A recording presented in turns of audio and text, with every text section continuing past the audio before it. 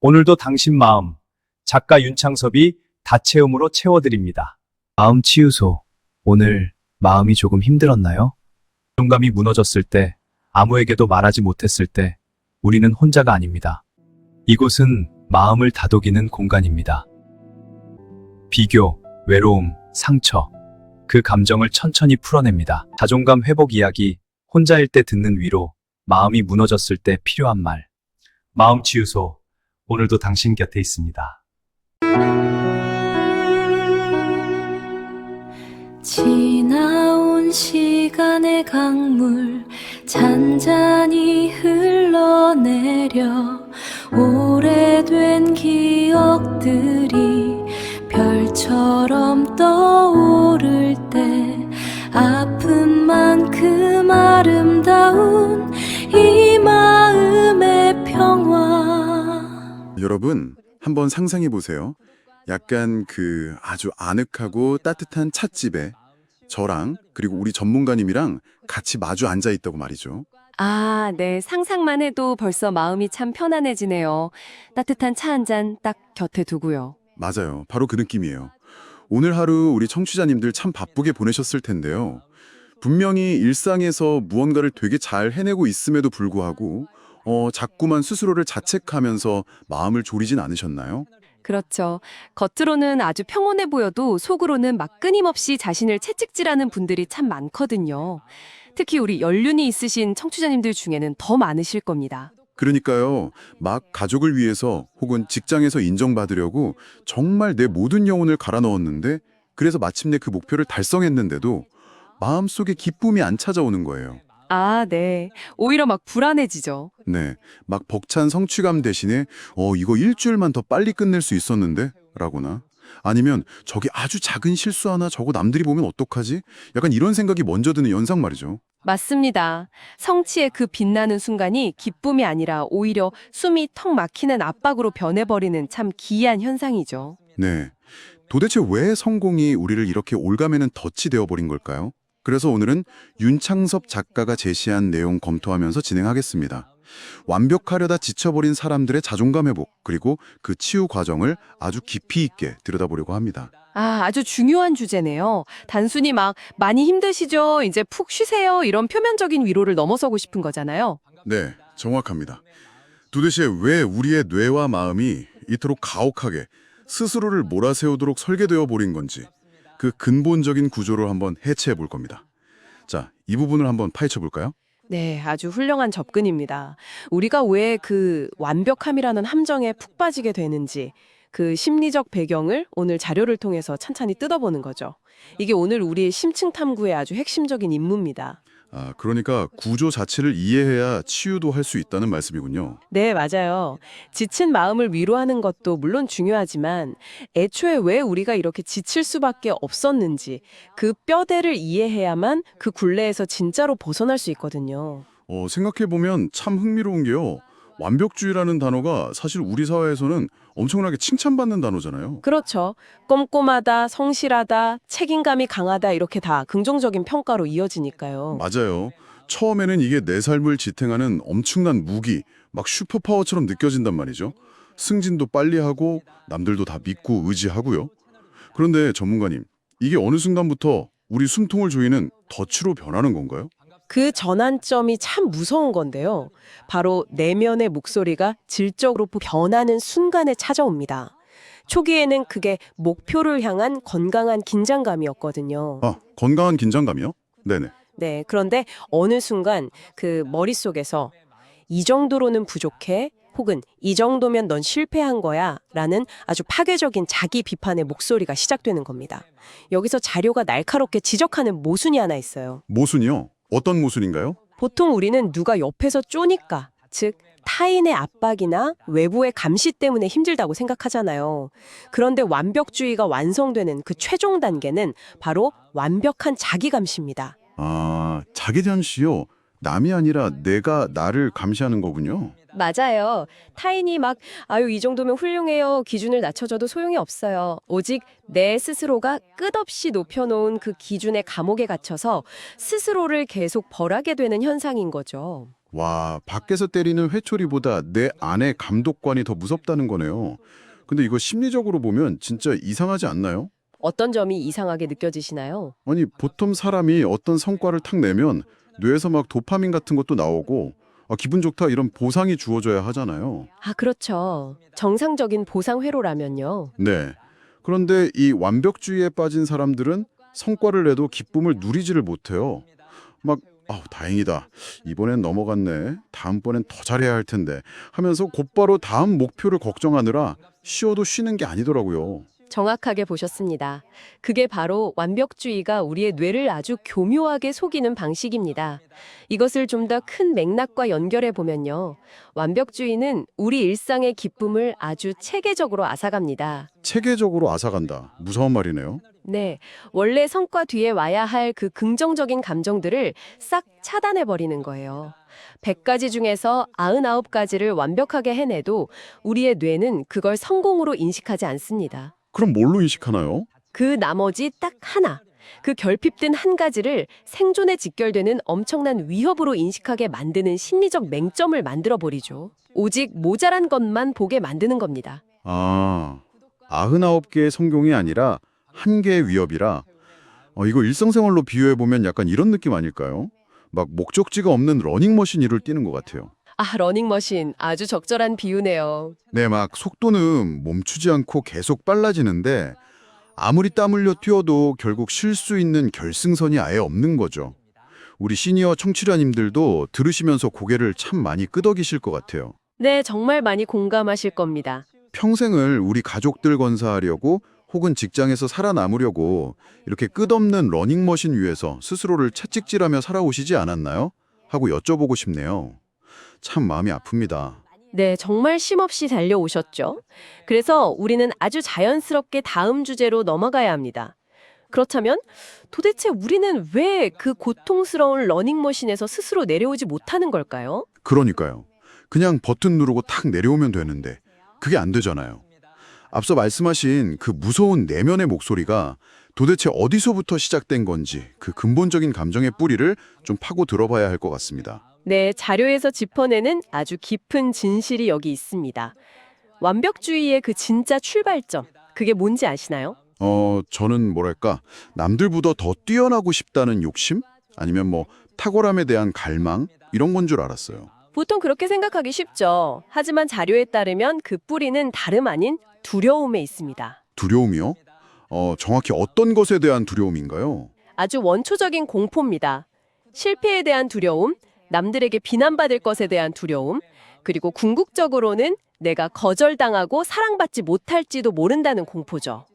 사랑받지 못할지도 모른다는 공포. 참 뼈아픈 말이네요. 네, 내가 조금이라도 부족하거나 탈린 모습을 보이면 사람들이 내게 실망할 거고 결국 내 평가가 바닥으로 떨어져서 버림받을 거라는 두려움입니다. 즉, 나는 완벽해야만 사랑받을 수 있다라는 조건부 믿음인 거죠. 듣고 보니까 진짜 슬프네요.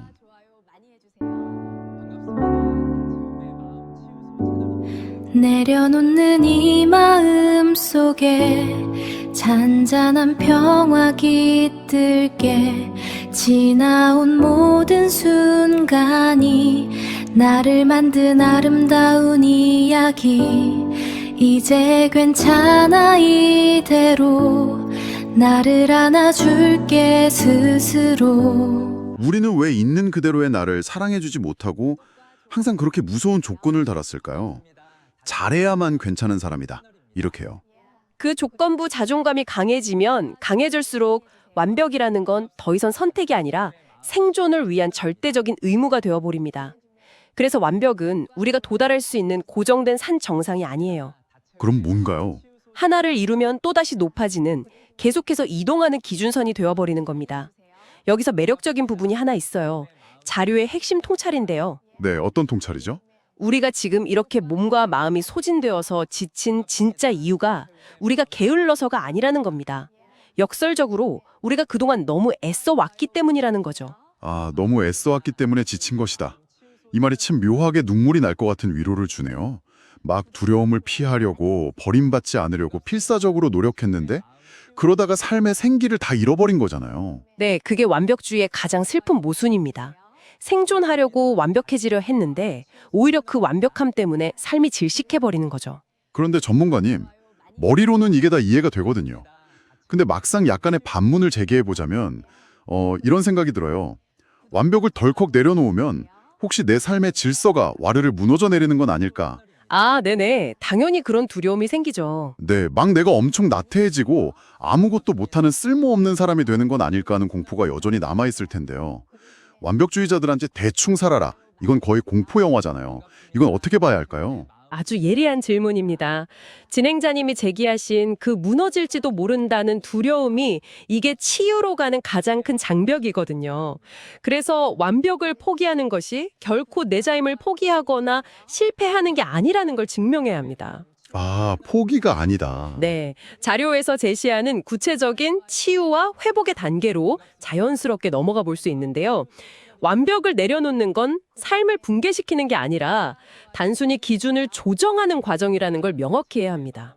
기준의 조정이요? 네, 나에게 조그만 흠이 있어도 오늘 하루 성과가 좀 흔들렸어도 나라는 사람의 존재 가치는 전혀 흔들리지 않는다는 사실을 스스로에게 선언하는 과정이죠. 이를 위한 3가지 구체적인 방법이 있습니다. 오, 3단계.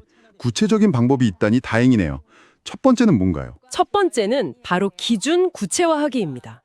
보통 완벽주의자들의 머릿속에는 무조건 완벽하게 잘해야 돼라는 아주 모호한 목표가 있어요. 맞아요. 막연하게 그냥 잘해야 돼 이러죠. 네, 그러니까 불안한 겁니다. 그래서 모호한 완벽하게 대신에 오늘은 딱 이 정도면 충분하다라고 명확한 한계선을 그어주는 훈련을 하는 거예요. 이 정도면 충분하다. 근데 이 말이 참 입 밖으로 꺼내기가 쉽지가 않은데요. 약간 타협하는 기분이 들어서요. 그렇죠. 하지만 에너지는 한정되어 있잖아요. 막 150%를 다 쏟아붓고 며칠 알아눕는 것보다 적절히 끊어내는 게 진짜 지혜로운 겁니다. 자, 그럼 2번째 단계는 뭘까요? 두 번째는 실수랑 관련이 있을 것 같은데요. 정확합니다. 2번째는 실수 허용하기 연습입니다. 조금 어색하고 모자라도 괜찮다고 내 스스로에게 말해주면서 의도적으로 삶의 빈틈을 허락하는 거죠. 아, 의도적으로 빈틈을 만든다. 진짜 흥미로운 부분은 바로 여기예요. 이걸 들으니까 저는 일상에서 약간 요리가 떠오르거든요. 오, 요리요? 어떤 뜻인가요? 그 최고급 식당에 가면 막 핀셋으로 하나하나 완벽하게 플레이팅된 요리들이 있잖아요. 물론 그것도 참 훌륭하고 좋지만 사실 우리가 정말 위로를 받을 때는 집에서 그냥 숭숭 투박하게 썰어 넣은 찌개가 보글보글 끓을 때 그때 우리 속이 더 편안하게 채워지잖아요. 아, 숭숭투박하게 썰어 놓은 찌개. 정말 완벽한 비유네요. 네, 우리 삶도 약간 그런 투박함이 필요한 것 같아요. 막 숨막히게 완벽한 플레이팅보다는 아유, 이 정도면 충분하다 하고 웃어넘길 수 있는 여유 말이죠. 네, 그 비유를 심리학적 관점에서 천천히 짚어보자면요. 자존감이라는 씨앗은 결점이 하나도 없는 그 무균실 같은 완벽함의 상태에서는 절대 자라지 못합니다. 아, 무균실에서는 자라지 못한다.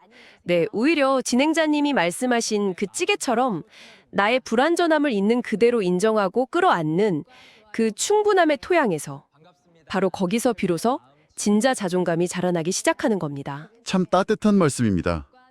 투박한 토양에서 자존감이 싹 튼다. 자, 그럼 마지막 3번째 단계는 무엇인가요? 3번째는 나와 성과 분리하기입니다.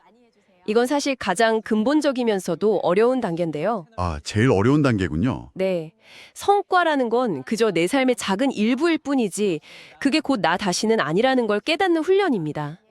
우리는 흔히 내가 한 일의 결과가 내 존재 가치라고 착각하거든요. 맞아요. 직장에서 승진하면 내가 엄청 대단한 사람 같고 일 하나 실수하면 내가 완전히 쓰레기. 아, 쓰레기는 좀 그렇고 쓸모없는 사람처럼 느껴지잖아요. 그렇죠. 그걸 끊어내야 합니다. 비유하자면 나의 성과는 내 머리 위로 지나가는 날씨 같은 거예요. 비가 올 때도 있고 맑을 때도 있죠. 하지만 당신이라는 존재는 그 모든 날씨를 담아내는 넓은 하늘 그 자체입니다.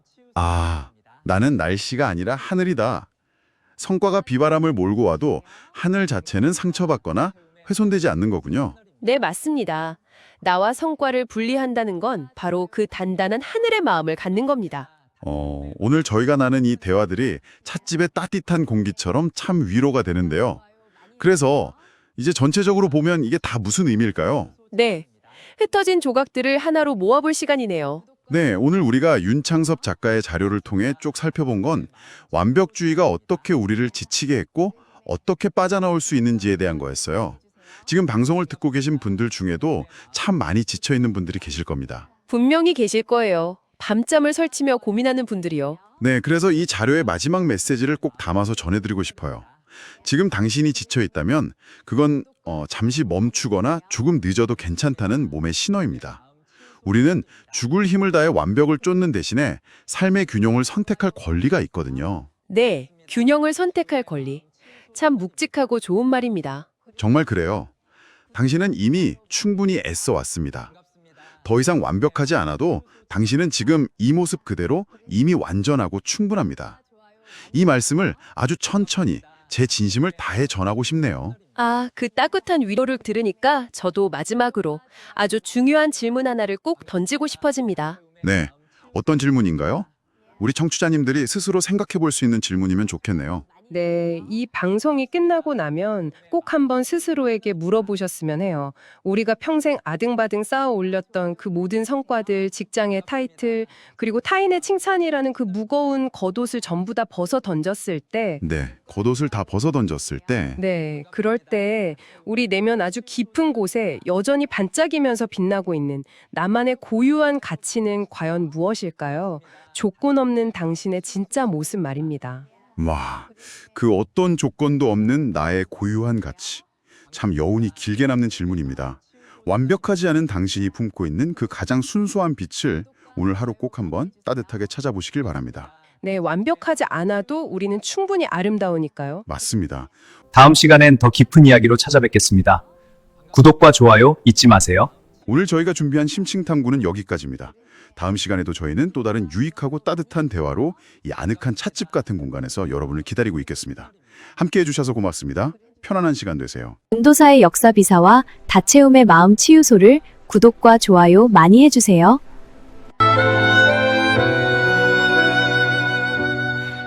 내려놓는 이 맘 속에 잔잔한 평화 깃들게 지나온 모든 순간이 나를 만든 아름다운 이야기 이제 괜찮아 이대로 나를 안아줄게 스스로